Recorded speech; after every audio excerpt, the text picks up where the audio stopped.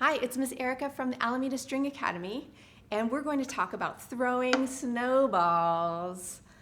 Here in California, that doesn't happen very often, but we can play songs about it, which is super fun. Throwing snowballs is from Evelyn Avsharian's book, Songs for Little Players, and it's the second song that deals with the D string. And this one's kind of fun because we're actually going to throw our snowball from the D string to the A string. So we get to pay attention a little bit to our elevator elbow, okay? And our elevator elbow is what brings our bow up to the new string and back down. Okay? So some ways to practice this are silent rock and roll. This is probably your parents' favorite kind of rock and roll because it doesn't make very much noise. Well, I'm gonna start on the E string, and I'm gonna let my upper arm and my elbow go up, but we're gonna see this whole part of my forearm kind of stay in one line.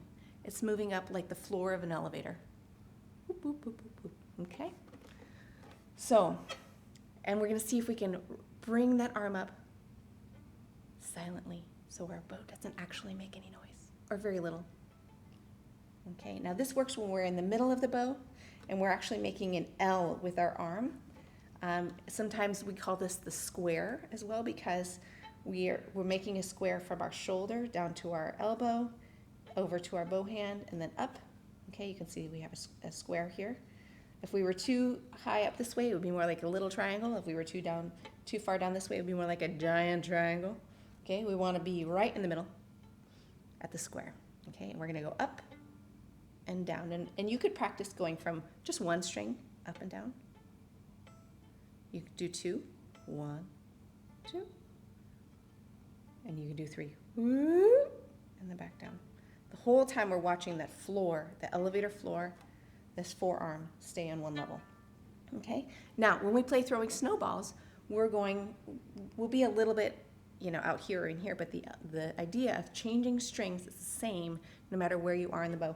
It's this part of your arm and your elbow, from your elbow up to your shoulder, that's responsible for the string crossings. So if we're going from the D string to the A string, we drop our forearm until we hit the A string, and then we bring it back up, okay? And to get back to the D, I'm gonna raise my arm, and get back to the A, I'm gonna drop it. And then reverse. If I played my A first, and then I want to go up to the D string, I'm going to raise my upper arm. Whoop. Okay?